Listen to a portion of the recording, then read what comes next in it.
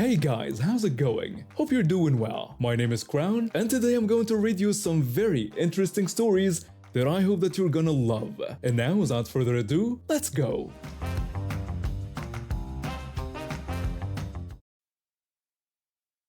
I've always been a bit of an observer. Maybe it's because I'm a writer. Or maybe I'm a writer because I'm an observer.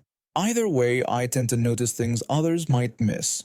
That's probably why I found myself at the community pool that day, even though I don't swim much myself. My family had been telling me to get out of the house more. They would say I couldn't spend all day hunched over my laptop. So I made a deal. I go to the pool, but I bring my notebook. You never know when inspiration might strike, right? So there I was, sitting on a bench near the lap lanes, waiting for my family to arrive. I'd gotten there early, hoping to jot down some ideas for my next short story. But what I witnessed that day was better than any fiction I could have dreamed up. Our community pool's pretty standard. There's a general swimming area where kids splash around and adults float aimlessly. Then there are these lap lanes, roped off for serious swimmers. They're narrow, meant for one person at a time. There's an unspoken rule. If all the lanes are full, you wait your turn. First come, first served. Simple, right? Well, apparently not for everyone. I was in the middle of describing a character when this woman walked up to the lap lanes. She looked around, saw they were all occupied, and then did the most entitled thing I've ever seen. Instead of waiting like a normal person, she marched right up to one of the lanes, went down the stairs, and started waving her hands underwater like she was trying to flag down a taxi. The poor guy swimming in that lane eventually noticed her. He stopped and poked his head out of the water. I couldn't hear what they were saying from where I sat, but their body language told the whole story. The woman was gesturing wildly at the other lanes, seemingly complaining about all the lanes being full and asking when the swimmer would be done. The swimmer looked confused and appeared to explain that he had just started, suggesting that others might finish soon. The woman then crossed her arms and seemed to propose sharing the lane, claiming it looked wider. I couldn't believe my eyes. Share? These lanes were barely wide enough for one person. But to my utter amazement, the guy nodded and moved to one side. The woman slipped into the water, and what happened next was like watching a bull in a china shop. She started thrashing around, splashing water everywhere. It was clear she had no intention of actually swimming laps. She was just trying to make the guy uncomfortable enough to leave. I was so engrossed in the scene unfolding before me that I almost didn't notice my family arrive. My daughter asked what I was staring at. I casually replied that I was just observing human nature and suggested we go to the other side. We moved to the general swimming area, but I kept glancing back. Sure enough, a few minutes later I saw the guy climb out of the pool. The woman had won. She had the lane all to herself now, but karma, as they say, is a beautiful thing. As we were setting up our towels, I heard a commotion from the lap lanes. I looked over to see a lifeguard standing at the edge of the pool, whistle in hand. He was gesturing for the woman to get out of the lane. The lifeguard was explaining to the woman that he had received complaints about her behavior and that she couldn't force her way into occupied lanes or disrupt other swimmers. The woman tried to defend herself, but the lifeguard firmly stated that rules were rules, and if she couldn't follow them, she'd have to leave the pool area. The woman climbed out, red-faced and dripping. As she stomped past us, I could hear her muttering about unfair treatment and how she was going to complain to the manager. But the best part? The guy she had bullied out of his lane? He was back, smoothly gliding through the water as if nothing had happened. Sometimes the world has a way of balancing itself out, and sometimes you're lucky enough to be there to see it happen. Let me start from the beginning. I've been in a wheelchair for the past 5 years due to a car accident that left me paralyzed from the waist down. It was a tough adjustment, but I've learned to navigate life on wheels. One of the things that's helped me feel normal is my weekly visits to this little Italian place downtown. It's a cozy spot, family-owned, with the best lasagna you've ever tasted. The owner, this sweet older guy, always greeted me with a warm smile and made sure I had the best table, one that was easy for me to access and comfortable for my chair. For years, this place was my sanctuary. The staff knew me, the regulars chatted with me, and I felt like part of the community. It wasn't just about the food, it was about feeling accepted and valued. But everything changed last month when a new manager came on board. I wheeled in for my usual Friday night dinner, and instead of the familiar, friendly faces, I was met with a cold stare from a woman I'd never seen before. She marched up to me, her heels clicking aggressively on the tile floor. With fake politeness, she asked me to leave. Shocked, I inquired if there was a problem. The woman, who I'll call Karen because that's exactly who she was, explained that my condition wasn't in line with the image they were trying to maintain. I expressed my disbelief, mentioning that I'd been a regular customer for years. Karen replied that things were changing, and they were trying to appeal to a more upscale clientele. When I accused her of discrimination, she asserted her authority as the new manager and insisted I leave before causing a scene. By this point, other customers were starting to stare. I felt my face burning with embarrassment and anger. I've dealt with my fair share of discrimination since the accident, but never so blatantly, and never in a place I considered safe. I requested to speak with the owner, stating that he knew me and wouldn't stand for this treatment. Karen dismissed my request, claiming the owner wasn't present and would agree with her decision. She cruelly added that they couldn't have people like me dragging down the value of the establishment. On the verge of tears, but refusing to let her see me cry, I began to wheel myself towards the door, feeling utterly humiliated. Suddenly, a familiar voice rang out from the kitchen. The owner emerged, looking confused and concerned. He asked what was happening. Karen, her voice suddenly syrupy sweet, tried to downplay the situation, mentioning new policies they had discussed earlier about improving the restaurant's image. The owner's expression darkened as he realized Karen was refusing service to a regular customer. Karen attempted to justify her actions, but the owner's usual gentle demeanor vanished, replaced by thunderous anger. In a shocking revelation, the owner declared that I wasn't just a regular customer, but his sister. The silence that fell over the restaurant was deafening. Karen was visibly shocked, and I couldn't help but feel a bit of satisfaction at her reaction. The owner continued, explaining that I was his beloved sister who had been through more hardship than Karen could imagine. He expressed his disbelief at her audacity in trying to turn me away. Karen stammered, her confidence evaporating as she realized her mistake. Addressing the entire restaurant, the owner apologized for the disgraceful display and affirmed that the establishment welcomed everyone, regardless of ability, race, or any other factor. To ensure this remained the case, he fired Karen on the spot, instructing her to pack her things and leave immediately. As Karen stormed out, the entire restaurant burst into applause. The owner approached me, expressing concern and apologizing for what had happened. I assured him I was fine, just surprised that I didn't know he had a sister. He chuckled, explaining that he didn't advertise it but thought everyone knew how special I was to the place. As the excitement died down and people returned to their meals, the owner insisted on serving me himself. We chatted and laughed, the earlier unpleasantness fading away. Later that evening, as I was preparing to leave, the owner approached me with an unexpected proposition. He asked how I would feel about coming to work at the restaurant, suggesting that they could use someone with my people skills to manage the front of house. Stunned, I asked if he was serious about wanting me to be the new manager. He grinned and asked if I could think of anyone better.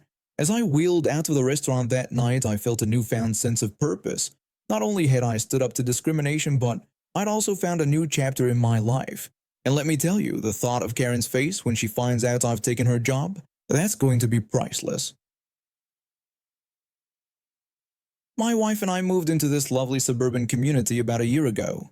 We were drawn to the peaceful atmosphere and the promise of a close-knit community. From the day we moved in, I noticed this older guy always watching us from his porch across the street. He'd wave and smile, but something about him seemed off.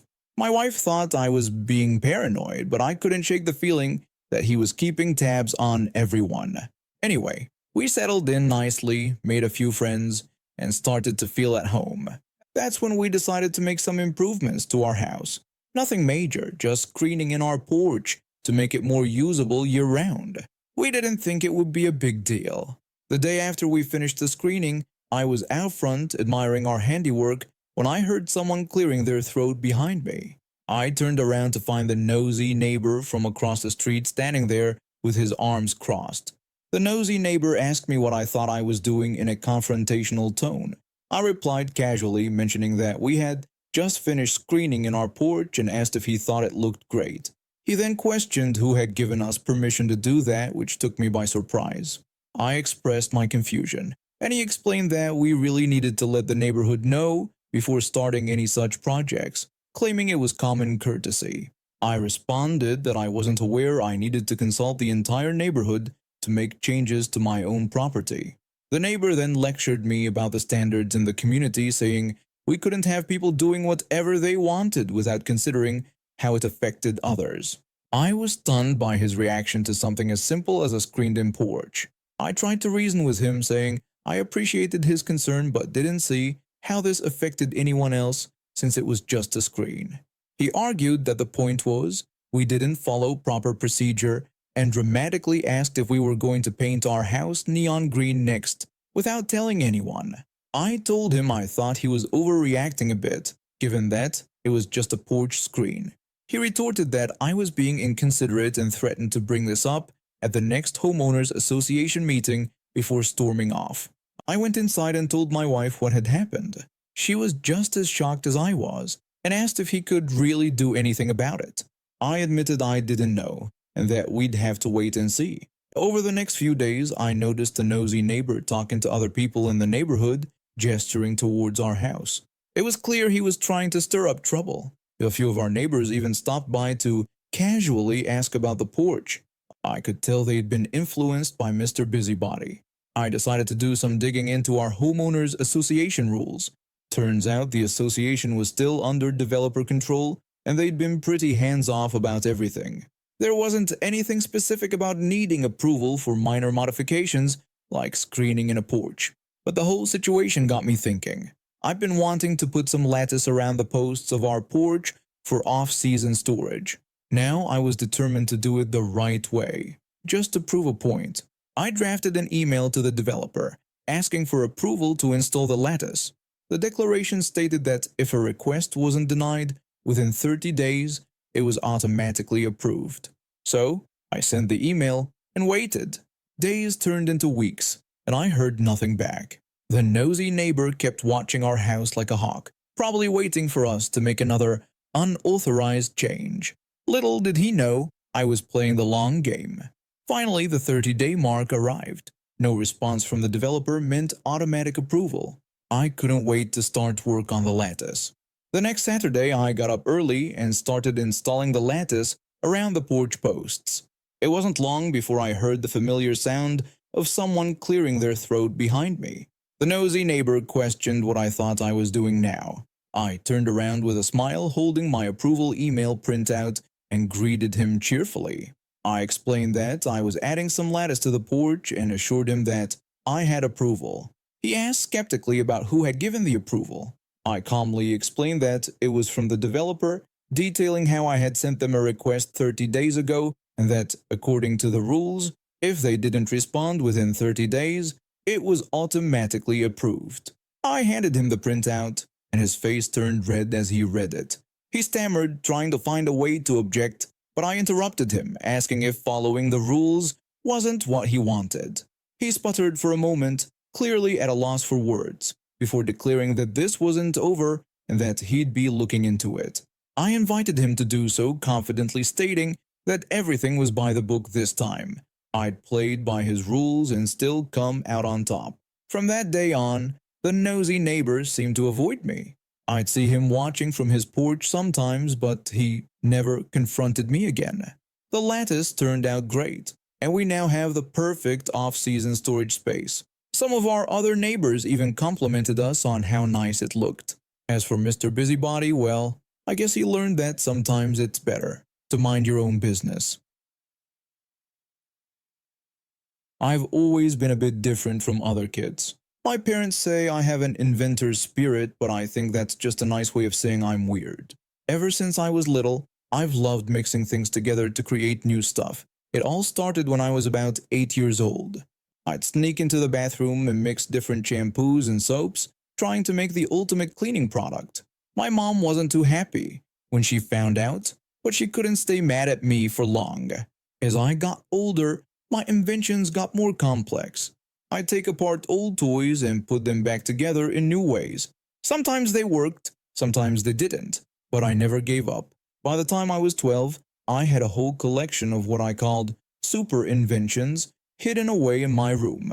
My favorite invention was my pencil pen eraser combo. It was actually useful, unlike some of my other creations. I'd taken my favorite pencil and attached a pen to it with elastic bands. Then I added an eraser on top. It worked perfectly. I could write in pencil, switch to pen, and erase without having to change tools. I was so proud of it. School was always tough for me. I didn't really fit in with the other kids. They thought I was strange because I was always lost in my own world, thinking up new inventions. There was this one boy who sat behind me in class. Let's call him the bully. He seemed to make it his mission to make my life miserable. One day, I decided to bring my pencil-pen-eraser combo to school. I thought maybe if the other kids saw how cool it was, they might start to accept me. Big mistake. I was using my invention during class when I had to get up to sharpen another pencil. When I came back, I found my creation in pieces on my desk. The pencil was snapped in half, and the elastic bands were lying next to it. I looked back at the bully, and he just smirked at me. The bully chuckled and made a mocking comment about accidentally breaking my invention. I felt like my heart had been ripped out. That invention meant so much to me, and he destroyed it without a second thought. I'd put up with his teasing for so long, but this was different. This was personal. As I sat there trying not to cry, I started thinking. We went to a Catholic private school where everyone had to wear uniforms. The girls had to wear these annoying little ties that weren't fully covered by our collars. An idea started to form in my mind. The next day, I came to school with my tie hidden under my jacket. During class, I secretly cut the back of it with a pair of scissors I'd brought from home. After class, I went up to our teacher, forcing myself to look upset. I told the teacher that the bully had cut my tie, showing her the damage. Her face went pale. What I didn't know was that our uniforms were considered school property. Damaging them was a serious offense. The teacher asked me if I was sure it was him, and I confirmed that I had seen him do it. The teacher called the bully over, and he looked confused. He denied doing anything wrong. The teacher told them that they would discuss this in the principal's office. I watched as they walked away, feeling a mix of satisfaction and guilt. I hadn't expected it to be such a big deal. It turned out to be a very big deal indeed. The bully got suspended for over a week. When he came back, he wouldn't even look at me. I heard later that he ended up leaving our school entirely a couple of years after that. At first, I felt triumphant. He'd finally gotten what he deserved for all the times he'd picked on me. But as time went on, I started to feel bad about what I'd done. I hadn't meant for him to get into so much trouble or leave the school. I just wanted him to stop bothering me. The worst part was, after that incident, I stopped inventing things. Every time I thought about creating something new, I remembered how it felt to see my pencil-pen-eraser combo destroyed. The joy of inventing had been tainted by that experience. It took me years to realize that by letting the bully's actions stop me from doing what I loved, I was letting him win all over again. Eventually, I started inventing again, but this time I kept my creations to myself.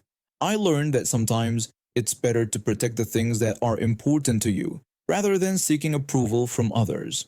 These days, I still love inventing things. I've even started sharing some of my ideas online, where I found a community of like-minded people. And whenever I see someone being bullied or treated unfairly, I speak up. Because I know now that revenge isn't the answer. It's standing up for what's right, even when it's hard. And now we have reached the end of today's stories. Thank you for watching and see you next time.